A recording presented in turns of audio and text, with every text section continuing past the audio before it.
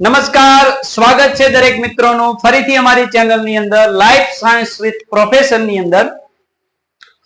આજે જોઈશું આપણે સામી મેરુદંડી અને મેરુદંડી સમુદાયની વાત કરવામાં આવે તો કે સામી મેરુદંડી કે જેને શરૂઆતની અંદર મેરુદંડીમાં એનો ઉલ્લેખ થતો હતો, પણ ત્યાર પછી વૈજ્ઞાનિકોએ અમને અમેરુદંડીમાં નાખી દીધા. આ સામી મેરુદંડીના ગળાના ભાગે તમને થોડીક લાંબી પોલી રચના જોવા મળે. તમે એનો રચના જુઓ તો એના ગળાના ભાગે આ ટાઈપની રચના જોવા મળે છે, જેને સ્ટેમોકોડ કહેવાય છે, જે પોલી નળી હોય છે.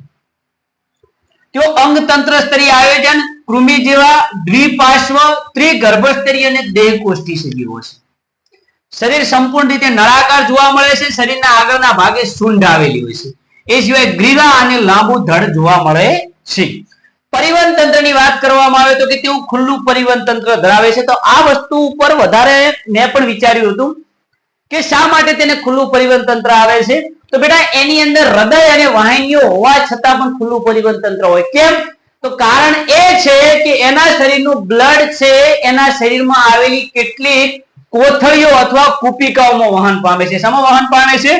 કોથળીઓ અથવા કુપિકાઓમાં વહન પામે છે. એ કુપિકાઓમાં વહન પામતું હોવાના કારણે એને શું કહેવાય છે? ખુલ્લું પરિવહન તંત્ર કહે. શ્વસન ઝાલર દ્વારા કરાય છે, કારણ કે સંપૂર્ણ રીતે પાણીમાં જોવા મળે છે. બીજી વાત, એના આગળના ભાગે જે શુંડ ગ્રંથિ જોવા મળે એ જ શુંડ ગ્રંથિ એનું ઉત્સર્જનનું કામ કરે છે. લિંગ ભેદ જોવા મળે એનો મતલબ કે નર અને માદા એમ બંને જોવા મળતા હશે. બાહ્ય ફલન અને પરોક્ષ વિકાસ જોવા મળે છે. એક્ઝામ્પલ ની વાત આવે તો બાલાનોગ્લોસસ અને સેકોગ્લોસસ એના મુખ્ય એક્ઝામ્પલો છે. જેની અંદર જે વર્ણન છે, વર્ણન મુખ્યત્વે આ બાલાનોગ્લોસસ રિલેટેડ છે. સેકોગ્લોસસ ની એક પર્ટિક્યુલર હજુ સુધી આપણે ડેફિનેશન આપી શકતા નથી.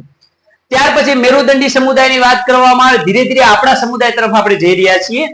તો પૃષ્ઠ બાજુએ પોલનું ચેતારજ્જુ ધરાવે છે. તો આ વસ્તુને યાદ રાખજો કે અમેરુદંડીની અંદર જો ચેતાતંત્ર હોય તો ક્યાં જોવા મળે? વક્ષ બાજુએ. તો આની અંદર ક્યાં જોવા મળે છે? પૃષ્ઠ બાજુએ.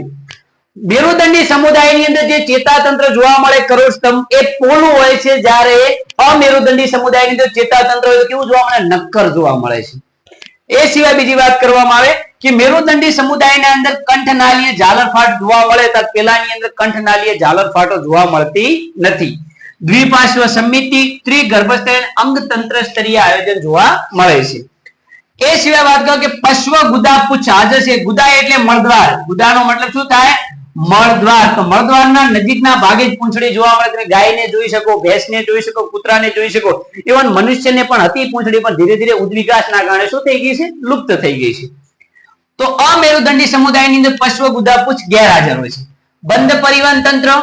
બીજી વાત, આ મેરુદંડી સમુદાયને એમણે એક વર્ણન એ પણ આગળ કર્યું હતું કે મેરુદંડી સમુદાયની અંદર જો હૃદય જોવા મળે તો હૃદય ક્યાં જોવા મળે? વક્ષ બાજુ એટલે કે છાતી તરફ જોવા મળે. તો અમેરુદંડી સમુદાયની અંદર હૃદય ક્યાં જોવા મળે? પૃષ્ઠ બાજુએ જોવા મળે છે. અને મેરુદંડી સમુદાયને વૈજ્ઞાનિકોએ ટોટલ 3 ભાગમાં ડિવાઈડ કર્યા: પુચ્છ મેરુદંડી, શીર્ષ મેરુદંડી અને પૃષ્ઠવંશી. પુચ્છ મેરુદંડી એટલે શું?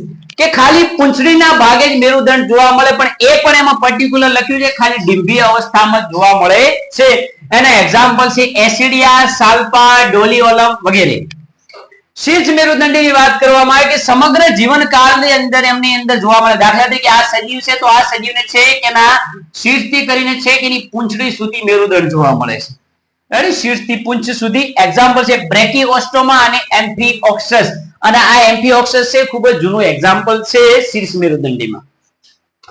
અને એના પછી વૈજ્ઞાનિકોએ આગળ જતા એક સમુદાય લાવ્યો જેનું નામ છે પૃષ્ઠવંશી, જે કાષ્ઠી કે અસ્થિનો બનેલું કરોડસ્તંભ ધરાવે છે. દાખલા તરીકે મનુષ્યની વાત કરવામાં આવે તો તમે ઘણા સમયથી ભણતા હશો કે અમુક જગ્યાએ આપણે હાડકાઓની સંખ્યા 213 લખતા હોઈએ છીએ અને અમુક જગ્યાએ 206 લખતા હોઈએ છીએ. તો કયું સાચું?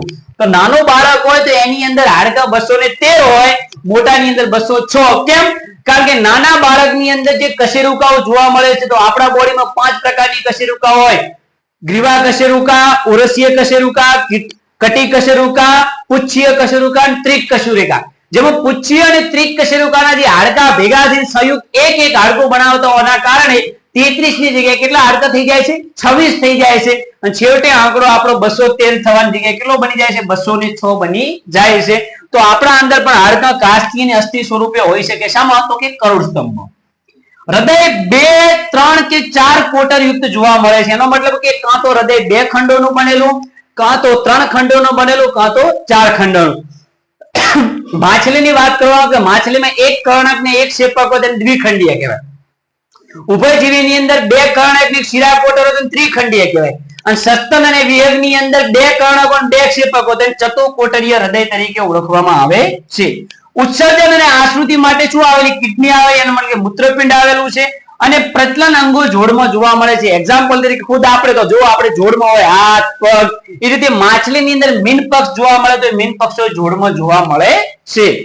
તો આ હતું મેરુદંડીનું વર્ણન. પણ આમાંથી એક વિધાન રિલેટેડ એમસીક્યુ એ આવી શકે કે પૃષ્ઠવંશી એ મેરુદંડી છે. પૃષ્ઠવંશી એ શું છે? મેરુદંડી છે. પણ મેરુદંડી એ પૃષ્ઠવંશી નથી. આને થોડુંક મગજ ઉપર વધારે ફોકસ રાખીને હંમેશા રટણ કરતા રહેજો. હરિનામ હરિનામ એની જેમ મેરુદંડી પૃષ્ઠવંશી, પૃષ્ઠવંશી મેરુદંડી. એના સિવાય વૈજ્ઞાનિકોએ પૃષ્ઠવંશી સમુદાયને 2 ભાગમાં ડિવાઈડ કર્યા છે. એકનું નામ છે હનુધારી, એકનું નામ છે હનુવિહીન. હનુનો મતલબ થાય જડબું, એક જડબા વાળા અને જડબા વગરના. તો અહીં આપણે સામી મેરુદંડી અને મેરુદંડીમાં આ લેક્ચર અહીં પૂર્ણ કરીએ છીએ. અને હવે પછીનું જે આપણું લેક્ચર આવશે એ હનુધારી અને હનુવિહીન ઉપર સંપૂર્ણ રીતે હશે. તો મળીએ એક નવા જ અંદાજ સાથે. જય હિન્દ, જય ભારત.